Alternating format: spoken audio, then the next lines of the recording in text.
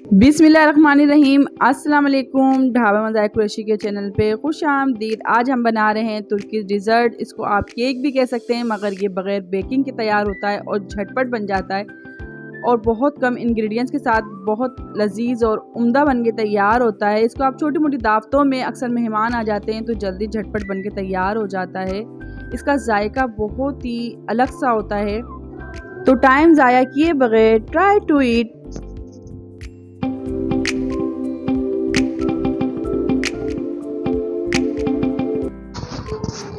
यहाँ पर जो है मैंने एक बाउल लिया है और इसमें मैंने ऑल पर्पस की क्रीम लिए।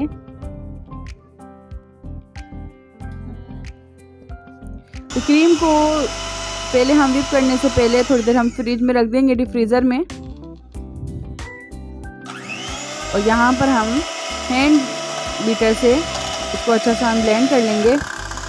तकरीबन मैंने 20 मिनट तक इसको अच्छा सा ब्लेंड कर लिया था।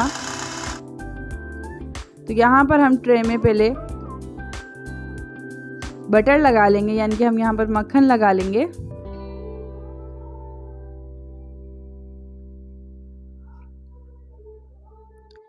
तो वहाँ पर जो ये क्रीम मैंने बीट करके थोड़ी देर फ्रीज़र में रख दी है। तो जब तक हम ये वाला काम शुरू कर लेते हैं। यहाँ हमने बटर इसलिए लगा लिया है ताकि हम जो इंग्रेडिएंट्स इसके ऊपर हम डालेंगे तो ये चिपकेंगे नहीं। तो यहाँ पर हमने ये इसको बटर लगा लिया है। अब हमने यहाँ पर नारियल का बुरादा लिया है, मैंने 1 कप लिया है। तो आप अपने हिसाब से छोटी ट्रे में या किसी भी शेप में आप ट्रे की हो उसमें कर सकते हैं। तो इसको हम अच्छी तरीके से फैला लेंगे पूरी ट्रे में। इसको अच्छी तरीके फैलाने के बाद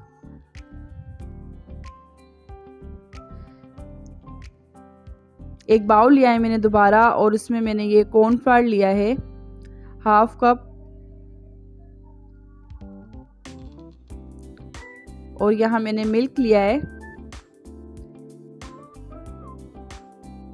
तो दूध हम थोड़ा थोड़ा करके ऐड करेंगे और इसको हम मिक्स कर लेंगे।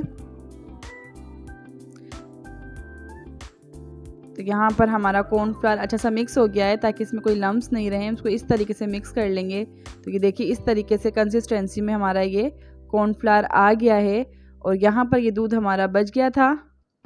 तो बाकी मैं आगे चल के बताती हूँ आपको कि यहाँ पर और कितना दूध ऐड होना है। तो यहाँ पर 1 कप मैंने दूध ऐड कर दिया है पहले, और 1 कप के बराबर में एक और कप दूध ऐड कर दूंगी यहाँ पर। तो तकरीबन हमारे यहाँ 2 कप दूध ऐड हो गया है। और जो हमने मिक्सचर बनाया था कॉर्नफ्लावर का, तो वो भी हम इसमें ऐड कर देंगे। यहाँ पर मैंने चीनी ली है 1/2 कप के बराबर।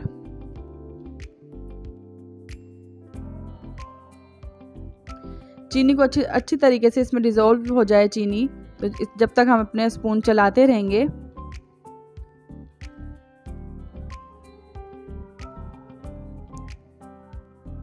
और यहाँ पर मैंने वनीला एसेंस लिया है।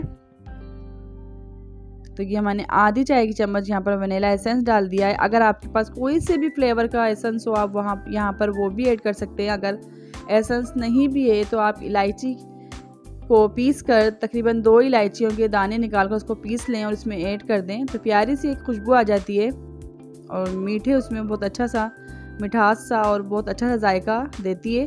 तो यहाँ पर जो कॉर्नफ्लावर हमने मिक्स कर लिया था, यहाँ पर दूध में हम इसको स्पून चलाते जाएंगे। और यहाँ पर हमने बटर भी ऐड कर दिया है, तकरीबन 1 स्पून। और चूल्हे को हम बंद कर देंगे।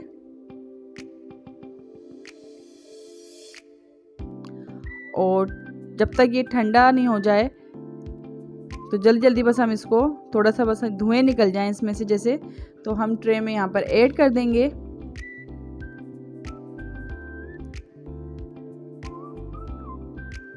ये मक्खन अच्छा सा मिक्स हो जाए। तो यहाँ पर जो मैंने ट्रे में नारियल का बुरादा लिया था, तो उसी के ऊपर हम यहाँ पर कॉर्नफ्लावर ऐड कर देंगे और जल्दी जल्दी इसको मिक्स कर लेंगे ताकि ये जम नहीं जाए। तो चारों तरफ हम अच्छी तरीके से फैला लेंगे इसको।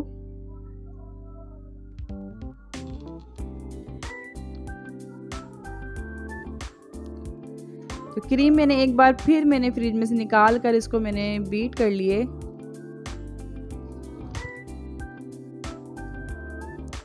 यहाँ पर मैंने कुछ ड्रॉप्स ऐड करे हैं पिंक कलर के।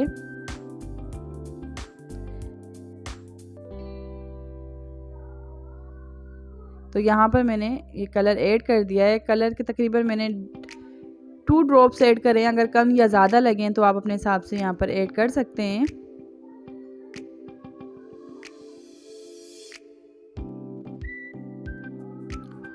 ये देखिए तकरीबन मैंने 10 मिनट और इसको अच्छा सा बीट कर लिया था ताकि ये अच्छी सी जम जाए और बीट हो जाए। तो यहाँ पर हमारा जब तक ये कॉर्नफ्लावर ठंडा नहीं हो जाए, तो यहाँ पर मैंने तकरीबन 10 मिनट के लिए फ्रिज में रख दिया था, क्योंकि ये क्रीम नहीं तो गर्म उसमें एकदम पिघल जाएगी। तो ये हमारा कॉर्नफ्लावर भी ठंडा हो गया है और क्रीम भी हमारी अच्छी सी व्हिप हो गई है। तो यहाँ पर हम फैला लेंगे और इस तरीके से सब में मिक्स कर लेंगे। यहाँ पर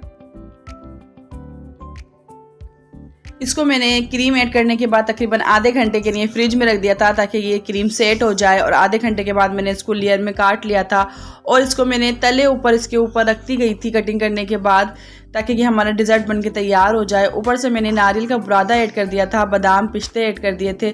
तो अपना ढेर सारा ख्याल रखिएगा, मुझे दुआओं में याद रखिएगा। अल्लाह हाफिज़।